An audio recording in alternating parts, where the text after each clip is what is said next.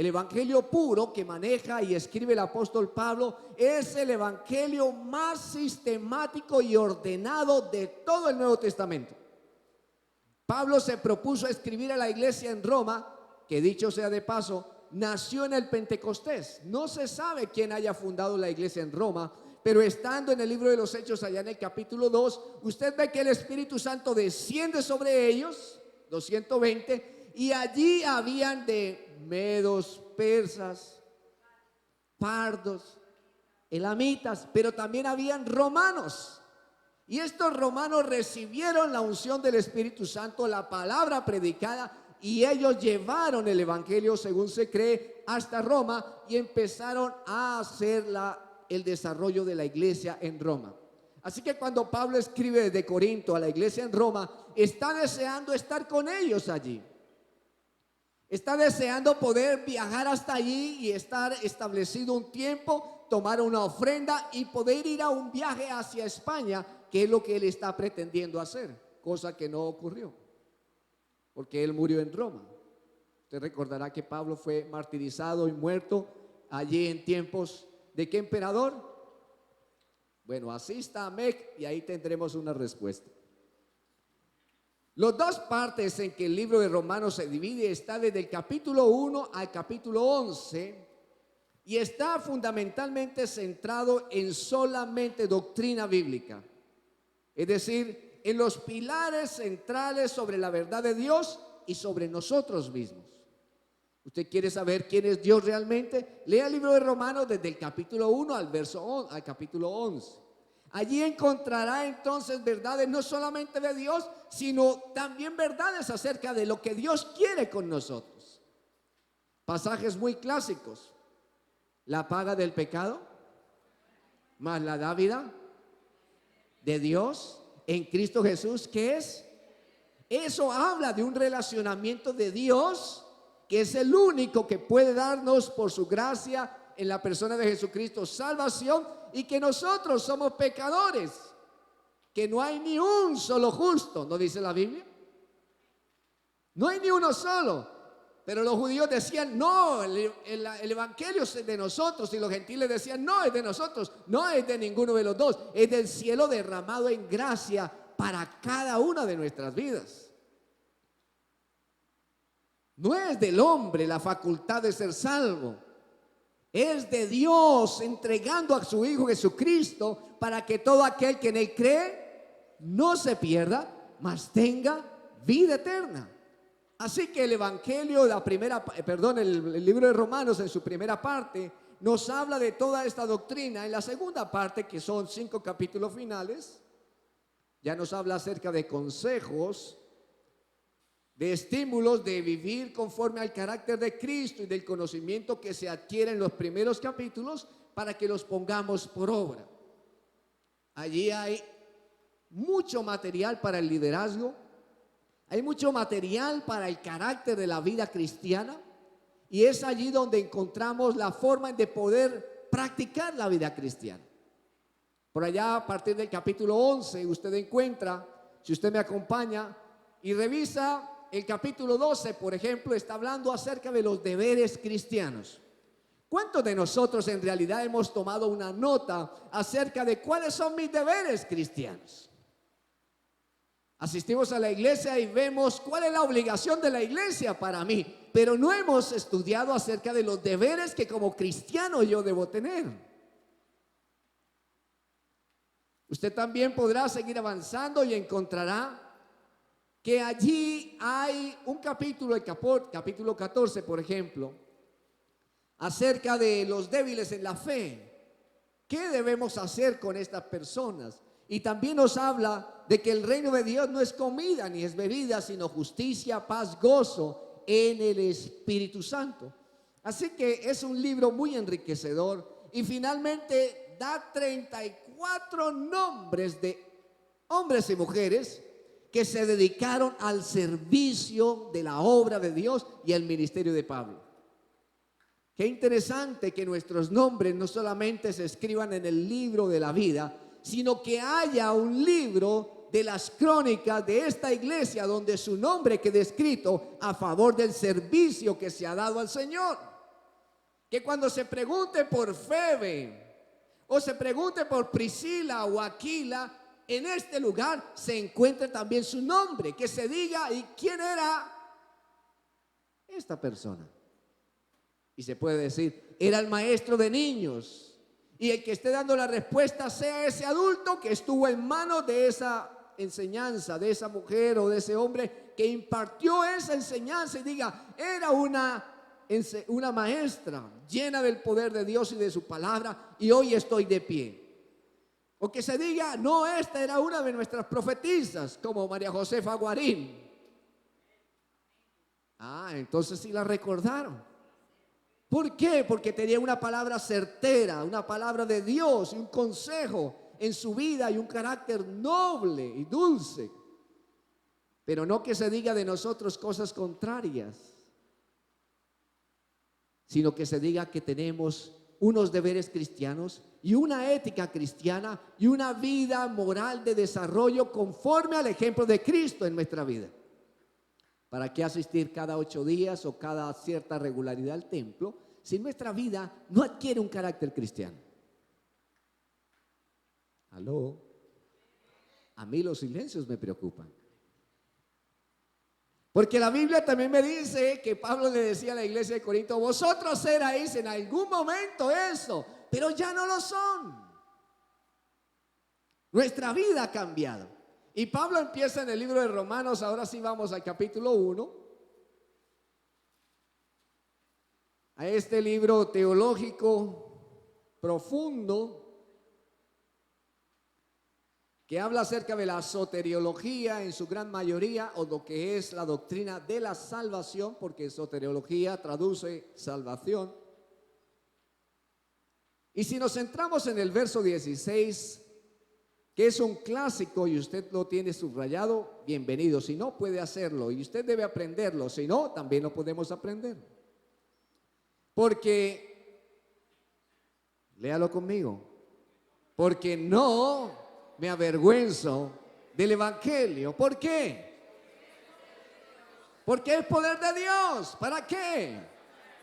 Para salvación a todo aquel que cree, al judío primeramente y también al griego. Porque en el evangelio, ¿qué se ve? La justicia de Dios se revela por fe y para fe, como está escrito, mas el justo por la fe vivirá. Son versículos muy claves. ¿De qué está hablando el evangelio y todos los, la epístola de Romanos? Y en cada uno de esos capítulos uno encuentra cantidad de material que pudiera desarrollar durante tiempos y tiempos. Pero quiero mostrarle que Pablo, al hacer su saludo o la introducción a la iglesia en Roma, y les plantea el deseo de visitarlos y de estar con ellos para que lo conozcan y que puedan compartir el mensaje apostólico de lo que Dios le ha revelado, porque él lo recibió de dos maneras. Pablo recibió de dos formas todo el contenido que él expresó en sus predicaciones y en sus escritos. La primera fue a los pies de Gamaliel, cuando fue enseñado por él, uno de los más grandes rabinos que enseñó la doctrina para Pablo. Pero la segunda forma que él recibió fue directamente de Jesucristo, quien le enseñó y le reveló todas las cosas. Usted lo lee en el libro de los Hechos. También usted encontrará que este hombre Pablo fue transformado en 3 años. Él se apartó luego de que recibió su sanidad. Dice que fue a la zona del Arabá y allí se quedó por 3 años, siendo enseñado, siendo ministrado, siendo revelada su palabra de Dios para la vida de él, para que exista hoy un libro de Romanos. Una curiosidad para nosotros: ¿cuánto tiempo nos sumergimos en la palabra para tener algo que decir? Y esto habla del desarrollo de nuestro carácter cristiano también. Porque Pablo se consideró a sí mismo siervo de Jesucristo. Con eso abre la epístola, ¿verdad? Romanos 1:1, ¿qué dice? Pablo, siervo de Jesucristo. Cada uno de los que estamos en el Evangelio, de los que estamos en la iglesia, de los que estamos en el reino de Dios como hijos de Dios, somos siervos de Dios. En alguna oportunidad la hermana Claritza enseñaba de que somos siervos, sí, pero somos siervos inútiles, que tenemos que hacer lo que debemos hacer. La pregunta es si estamos siendo de verdad verdaderos siervos de Jesucristo en nuestra vida activa diariamente. ¿O estamos esperando cada 8 días para venir a ocupar el mismo espacio, el mismo lugar y el mismo molde? Nuestra vida está llamada a ser siervos de Jesucristo, a ser llamados de Jesucristo, porque esto es un gran privilegio que Dios nos ha dado.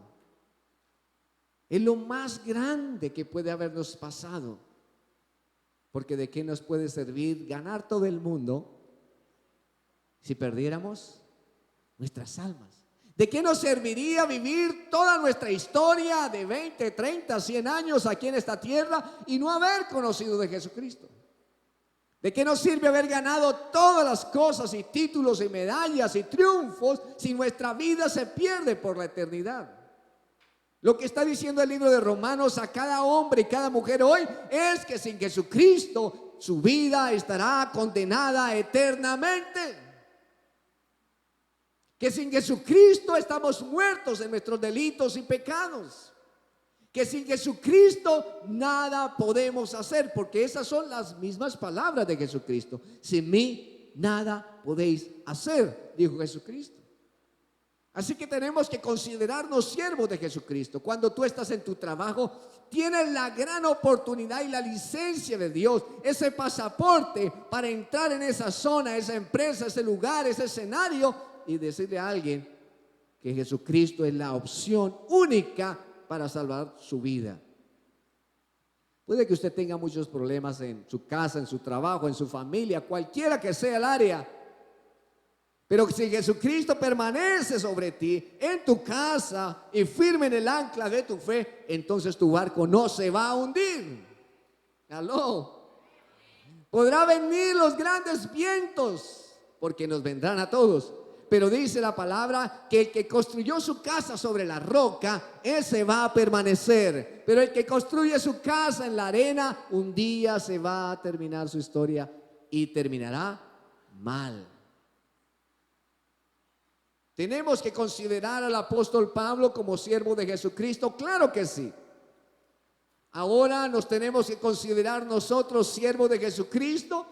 Claro que sí, no por nuestros méritos, sino porque Él ha tenido de nosotros misericordia y nos ha extendido su favor y nos ha llenado de dones y nos ha entregado ministerios para que los podamos ejercer en el nombre de Jesús. ¿Para qué? Para gloria de Dios Padre. Pablo le está diciendo allí: yo soy Pablo, yo soy siervo de Jesucristo, que he sido llamado a ser apóstol. Él la tenía muy clara. Y esto habla para nosotros. ¿Usted tiene claridad para qué ha sido llamado? ¿Usted tiene claridad de aquello que Jesucristo trazó como propósito para su vida? Porque si no tiene claridad, estará perdiendo su tiempo y su historia aquí en la tierra. Y el tiempo perdido, los santos lo lloran. ¿Dónde dice eso? Bueno, eso es un refrán popular, muy sabio. Pero también Pablo es llamado para ser apóstol, pero también es apartado, dice la palabra. Apartado para el evangelio de Dios. Yo no sé para qué usted está aquí, pero yo sí sé para qué yo estoy aquí, porque he sido apartado para Dios, aún desde antes de la fundación del mundo. Y usted está hoy aquí porque Dios le ha dado una oportunidad y lo ha apartado para Él. Y estamos hoy aquí porque hemos dedicado este tiempo con nuestras imperfecciones y luchas para que Él se glorifique en nuestras debilidades.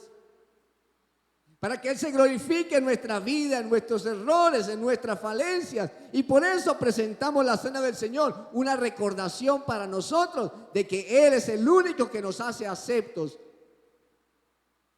Porque tenemos a Jesucristo, el único mediador entre Dios y los hombres. Jesucristo, hombre. Así que, ¿estás apartado para el Evangelio de Dios? ¿O estás viviendo una vida dual? El Evangelio del Reino es un Evangelio que es comprometedor. El Evangelio del Reino de Dios es un Evangelio que no puede tener dudas. ¿Usted es o no es? La Biblia nos enseña: vuestro sí sea sí y vuestro no sea no. Es preferible que seas frío o que seas caliente, pero que no seas tibio. O se pone la camiseta y lucha cuerpo a cuerpo y hombro a hombro con el equipo del reino de los cielos, o definitivamente quédate en otro lugar. Pero el reino de Dios se hace fuerza y solamente los valientes lo arrebatan. No está diciéndote que tienes que ser perfecto. El perfecto en ti obrará para que todo te salga bien. No sé si hay algún entendido hoy. Pero usted ha sido llamado y apartado. Y cuando hablo de entendido, no hablo de que esté despierto o algo, sino de que el Espíritu Santo de Dios está impactando su vida y abriendo su entendimiento y su espíritu para recibir la palabra de Dios. Así que somos siervos, llamados y apartados para Dios. Usted no es apartado para la perdición, iglesia. Porque si usted recibió a Jesucristo en su corazón, usted ha sido apartado y consagrado para el servicio a Dios. Toda su vida debe dar testimonio de que está sirviendo y siguiendo a un Dios y a un Dios vivo. ¿Aló? Que toda nuestra vida y nuestra forma de ser y de hablar sea para agradar al Señor. Como dice la palabra, que todo lo que hagamos o digamos sea de obra o de palabra, sea para el Señor. En días pasados conocí a un vecino nuevo que nos llegó al sector.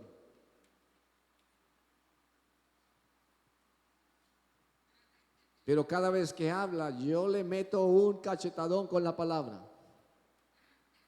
Porque suelta una lengua tan tremenda. Y entonces le digo: mira, tú no puedes dar más porque no tienes nada. ¿Cómo así, don Daniel? Porque nadie da de lo que no tiene. ¿Y cómo puedes controlar tu lengua? Lee Santiago capítulo 5. Y entonces cada vez que nos encontramos otra vez, entonces ya menos dice cosas. Y ya cuando vuelve y la dice, entonces uy, perdón, don Daniel. Pero damos la palabra con la espada del Espíritu en nuestras manos. En una mano la pala y en otra mano la espada. Y así construimos los muros de las vidas. Usted no puede apartarse de la realidad donde Dios lo ha insertado, en la empresa, el lugar donde tú vas. Porque allí vas con tu pala, pero también vas con la espada del Espíritu. Porque tú has sido siervo, eres llamado y eres apartado para Dios. Cuando el enemigo venga a decirte mentiras, tú le responderás con la palabra: no, yo he sido llamado, soy siervo de Dios y apartado para Él. Por lo menos yo lo digo cada vez: yo soy apartado para Él, no por mis méritos, es por las llagas de Jesucristo, por su sacrificio y por su grande amor con que nos amó.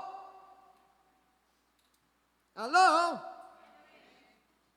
Verso 2, que Él había prometido antes por sus profetas en las santas escrituras. ¿Sabes que Dios no te da promesas? Escriba eso en su mente y en su espíritu. Dios no te da promesas. Dios te profetiza cosas para ti.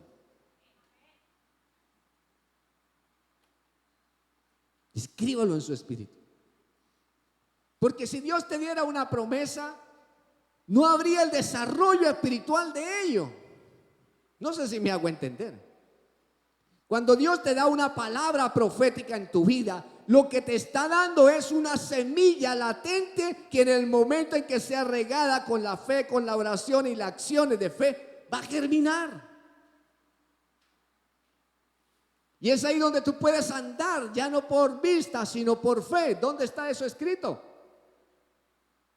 Ya no caminamos más por vista, sino caminamos es por fe. De esta manera, Pablo estaba convencido, y en la revelación que tuvo allá en ese tiempo con Dios, estaba tan plenamente convencido de que esto había sido un propósito para Dios, porque él había sido un asesino de hombres, de perseguidor de la iglesia, con demasiado conocimiento, demasiada posición, porque no cualquiera podía tener una doble nacionalidad, judío o romano. ¿O sí? Era un privilegio muy costoso.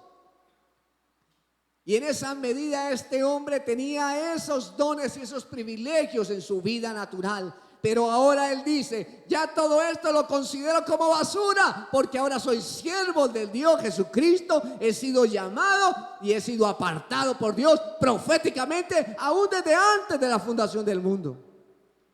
Y eso debería llenarnos de esperanza, porque William, Dios te llamó como siervo y te apartó para Él, aún desde antes de que tú supieses y tuvieras memoria.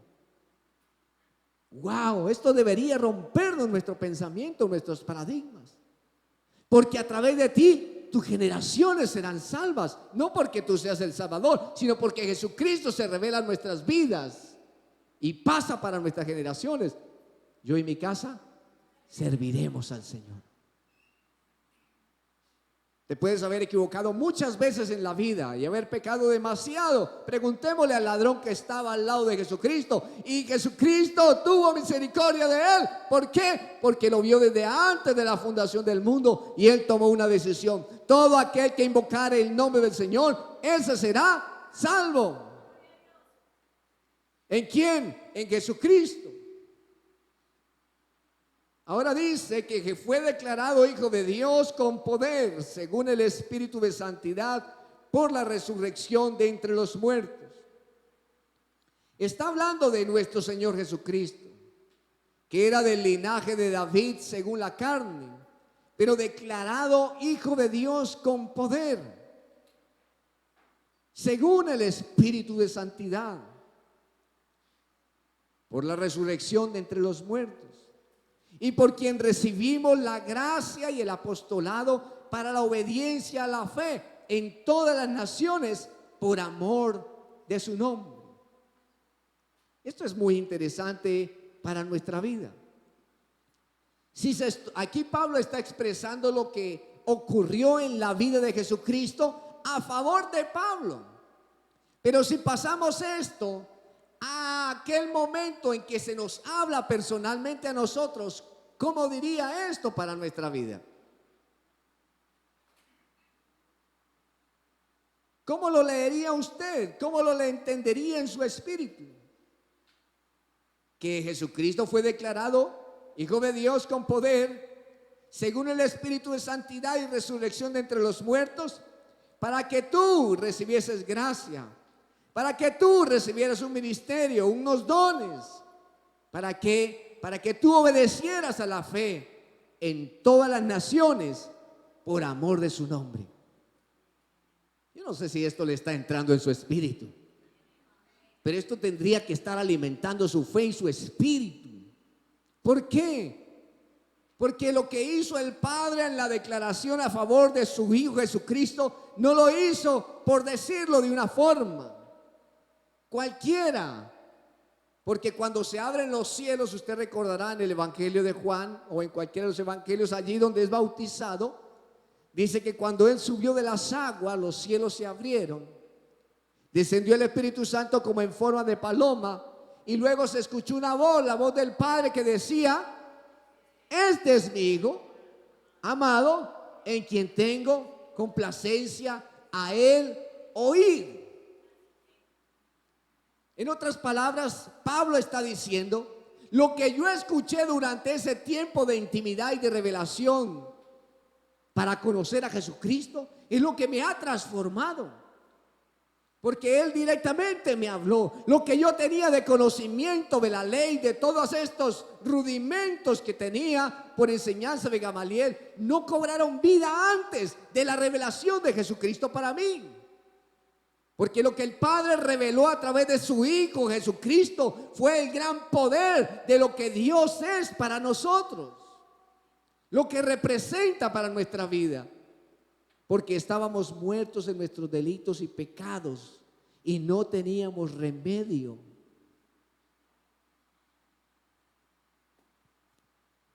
¿Cuál era nuestro remedio? La iglesia tradicional dijo allá en los años 1500 que el remedio era pagar las limosnas, que el remedio era pagar las ofrendas para los muertos, que el remedio era pagar por anticipado y donar las propiedades. Y también dijo que irían a un lugar denominado, uno intermedio, el purgatorio. Y así el pueblo que estaba en medio de oscuridad, en medio de pestes, en medio de atrasos y en medio de esclavitud, decía sí, sí, sí. Se suponía que estaban en el tiempo del cambio. Pero iban como borregos al matadero, hasta que la palabra cobra vida. Hasta que la palabra viva florece a los ojos de Martín Lutero y dice: oye, lo que estamos diciendo es incorrecto, no va conforme a la escritura.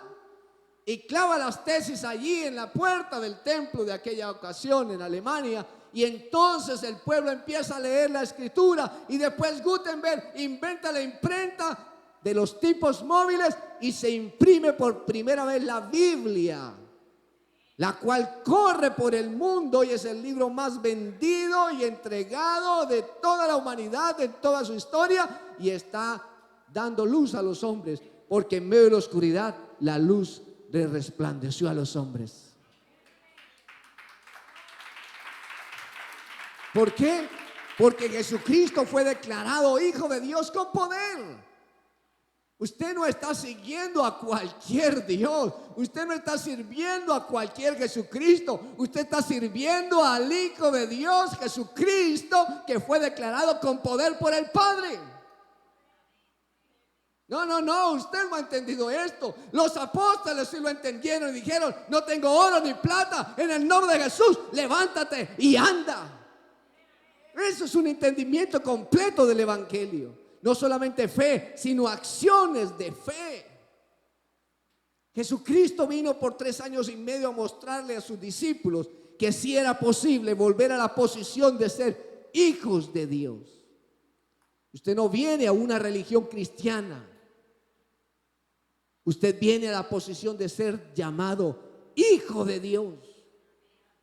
¿Por qué? Porque Jesucristo fue llamado a ocupar el sacrificio perfecto para que tú y yo volviéramos a tener un relacionamiento y nuestra posición en Cristo Jesús. De eso habla el libro de Romanos, de cómo el hombre puede lograr ese relacionamiento real, no con una religión, sino con Jesucristo, el Hijo de Dios.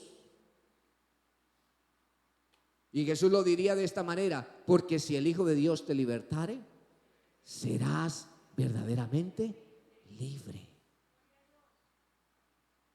¿Cómo el hombre puede soltar sus cadenas donde voluntariamente y por causa del pecado se ha introducido? ¿Cómo puede el hombre cambiar sus pensamientos morbosos, horribles, sucios, tinieblas y sus prácticas habituales de muchos años de vida pecaminosa? ¿Con una ofrenda?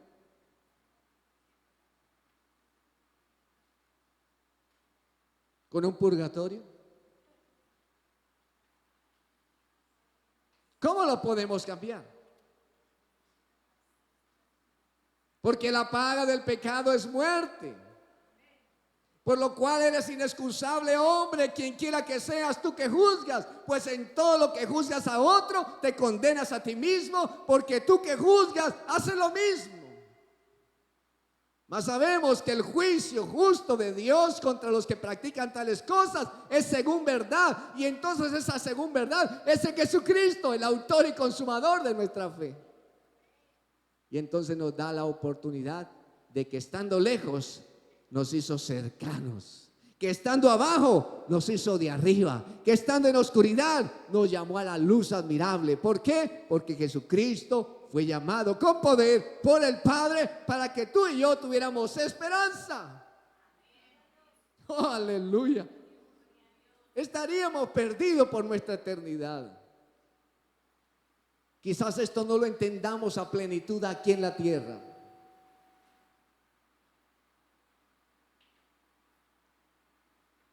Pero usted es una vida, un alma viviente. El cuerpo a la verdad irá al polvo de donde fue tomado.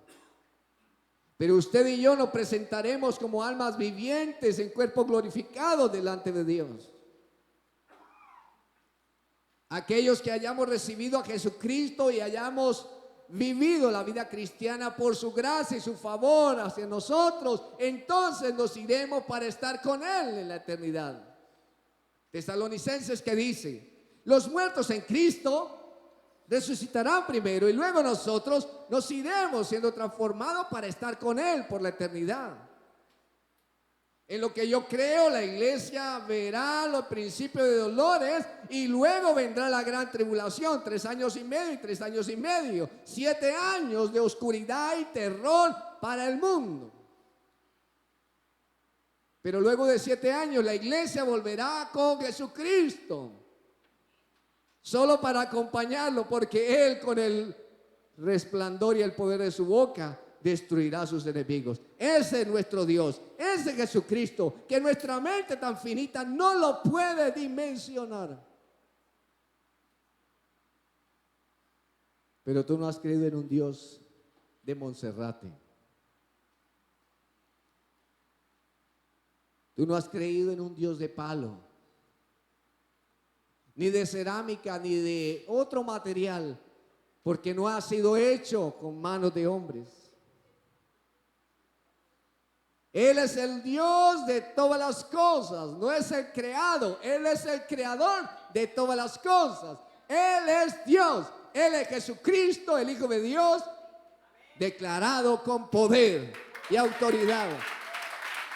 No hay otro.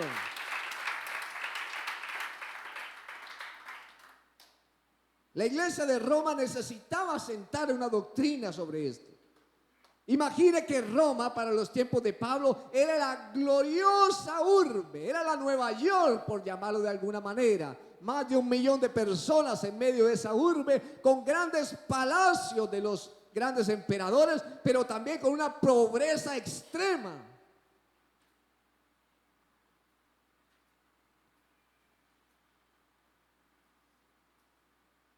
Si usted revisa la historia de cómo eran los baños públicos, se va a llevar sorpresas. Si usted revisa las grandes obras de ingeniería civil, las romanas, cómo traen agua por esos grandes acueductos, brillantes, pero estaban vacíos porque tenían muchas imágenes, muchos dioses, muchas deidades, y se habían traído de los griegos para ellos también.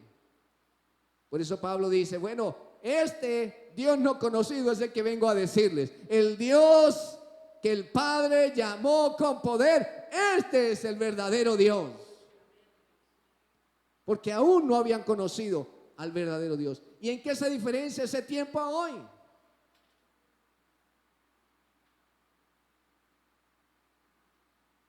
¿En qué cambió la religión farisea o judía a los judíos? ¿En qué cambió la religión romana y sus dioses a Roma? ¿En qué cambió sus dioses de Grecia a los griegos? Muéstreme los frutos de eso. Y ahora muéstreme los frutos de la religión de hoy moderna. ¿En qué ha cambiado el hombre?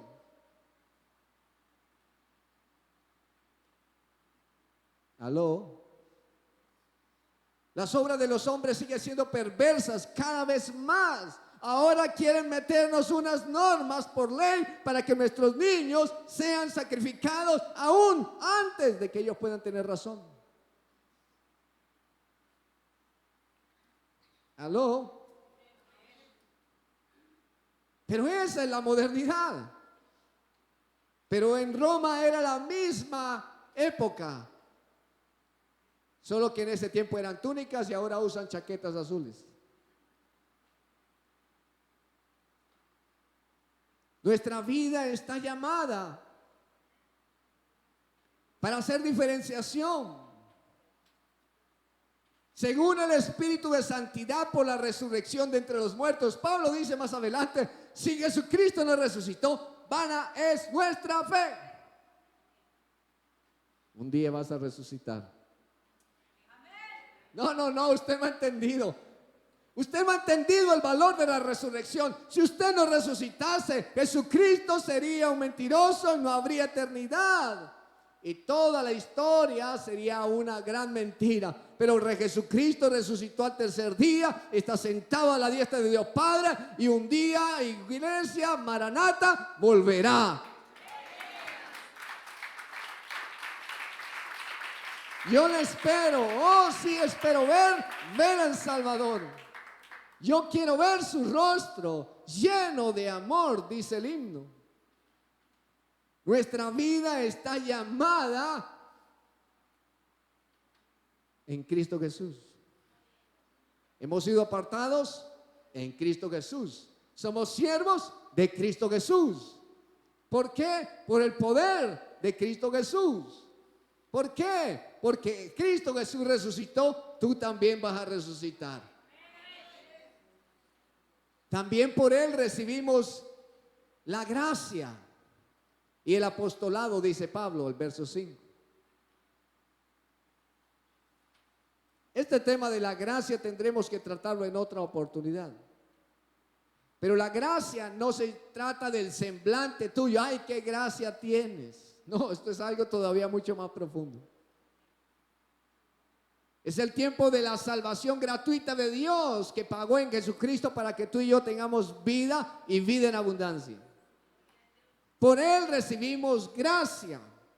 Por Él estás siendo tú y tu casa librados de la muerte segunda, del infierno, de la condenación. Yo no sé si esto lo estás entendiendo, pero por su gracia yo estoy siendo librado de la condenación eterna para estar al servicio de mi Dios. El mundo de aquella época de las tesis de Lutero de los años 1500 estaba frustrado. No les importaba entregar sus pertenencias porque estaban frustrados. Veían que la muerte se había llevado el 60% de la población de Europa con la peste bubónica y nada podían hacer. Y no encontraban un Dios que le diera una respuesta real. Así que ellos estaban entregando todas sus cosas para encontrar paz y salvación en sus vidas. Les prometieron un purgatorio y no importaba lo que tocara, lo haríamos por causa de encontrar paz. ¿Sabe que uno de los saludos de Pablo en sus cartas es gracia y paz? Cuando fui por primera vez al Brasil, allá me decían todos los hermanos: paz, paz, shalom, gracia y paz. No entendía muy bien qué era lo que querían decirme, porque aquí decimos es Dios le bendiga. ¿O no es así? Quizás ellos vayan un poco más avanzados en el modo de saludarnos. Porque lo que te están recordando es que la gracia de Dios está sobre ti. Es decir, que eres salvo y que tienes shalom o paz, que estás completo. Porque el término shalom en el hebreo es que estás completo. No solamente te da paz, es que estás completo en Él. Por eso cuando Jesucristo se presentó a sus discípulos después de estar resucitado y atraviesa las paredes, Él les dice a ellos: shalom, paz para vosotros. En otras palabras les digo, están completos. ¿En quién? En mí. Esos estaban temerosos, estaban escondiéndose, no tenían ya fe, y ellos ahora por Jesucristo reciben shalom. Así que la gracia la recibimos en Jesucristo. No la recibes en una denominación, en una religión, la recibes en Jesucristo. Pablo dice que la recibió de Jesucristo. También recibió de Jesucristo el ministerio al cual ha sido llamado. Y aquí tenemos que parar. No es el pastor Daniel el que lo llama al ministerio. Bájese de esa nube. No es el pastor el que le da la oportunidad o el privilegio, como decimos nosotros, de servir al Señor. Es Dios mismo colocando en nuestros corazones la oportunidad para que tú sirvas con amor y fidelidad al Señor y compromiso. ¿Aló? Cuando tú dejas ese privilegio, lo que estás haciendo es desechando no solamente al ministerio o a la persona que te llama, sino directamente a Jesucristo, quien ha puesto sus ojos sobre ti. Cuando no servimos al Señor, lo que estamos es despreciando a Él mismo. Porque la palabra nos enseña que Jesucristo vino para ser servido, sino ¿para qué? Para servir. Mateo capítulo 20, por ahí en los versos 20 al 22. Entonces, ¿para qué tú has venido a la iglesia? ¿Para ser servido? ¿O para qué? ¿Para qué estás en esta tierra con Jesucristo en tu vida? ¿Para ser servido o para servir? Tenemos que despertar a una vida del reino de Dios, una vida del Espíritu en nosotros. Capítulo 8 del libro de Romanos. Pablo lo reconoce y lo vive en su propia vida. Pero también dice que ese llamado es para la obediencia a la fe. Fíjate que Jesucristo aprendió la obediencia, ¿cierto? O Jesucristo vino con el aditivo de la obediencia ya cuando nació. ¿Aló? La obediencia se aprende, ¿o no?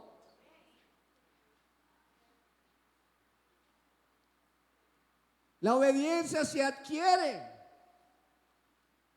no por disciplina, se adquiere por amor. Porque ¿qué padre quiere que su hijo se destruya? ¿Aló? ¿Qué padre quiere que su hijo vaya al matadero? ¿Cuántos de tus hijos quieren que se pierdan, Miguel? Y los llamas a la disciplina en amor, eso sí, pero también con firmeza, porque la verdad también tiene ese carácter, es firme, aunque tenga amor. Y hay cosas que tenemos que pararnos y decir no, no. Y hay cosas que tenemos que decir sí, pero tenemos que tener firmeza, carácter cristiano en nuestra vida. Pero también tenemos que aprender la obediencia. ¿Y de cuánta obediencia queremos ejecutar? ¿Qué le pasa a los padres cuando sus hijos no obedecen? ¿Cómo se pone su corazón? ¿Aló?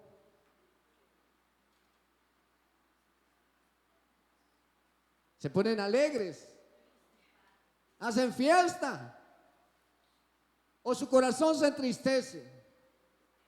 El rostro nuestro como que no quiere estar ahí, como que preferimos huir y escondernos en otros lugares por causa de la desobediencia. Ahora, ¿cuánto más nosotros en relación a nuestro Dios? Cuando tú eres desobediente, o somos desobedientes, o soy desobediente. ¿Cómo será el corazón de Dios? Tan grande en amor que nos tiene paciencia. Porque cuando hemos sido infieles, Él permanece fiel. Porque cuando no le hemos servido, Él nos sigue sirviendo. Porque cuando no le amamos, Él nos sigue amando. Pero déjenme decirle, llegará un día en que se va a levantar y va a obrar en justicia para todos.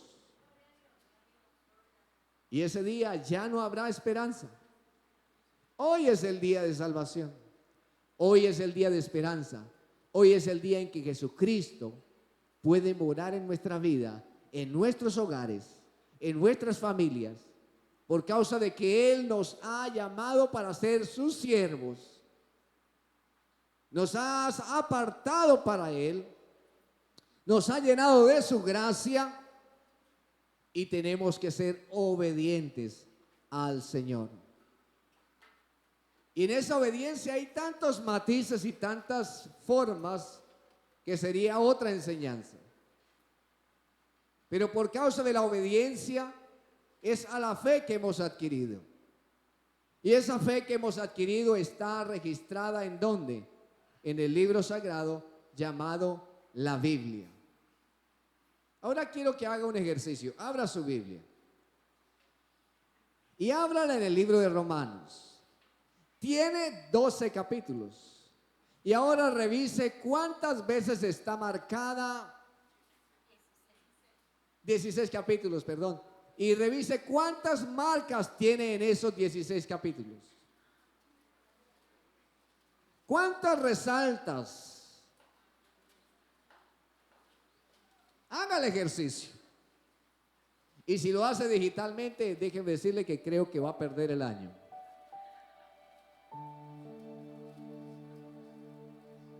¿Para qué apareció Jesucristo? ¿Para destruir su obra perfecta al hombre? No. ¿Para qué apareció Jesucristo? Para que todo aquel que en Él crea no se pierda, mas tenga vida eterna. ¿Para qué apareció Jesucristo?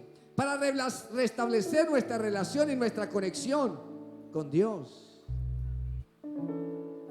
¿Para qué apareció Jesucristo? Para perdonar tus pecados, mis pecados, nuestros pecados. Porque como dice el salmista, porque si tus pecados fueran como la ¿qué? Como la grana, ¿cómo serán ahora? Blancos. Que si tuviéramos algo pendiente, abogado tenemos para con el Padre, a Jesucristo el justo.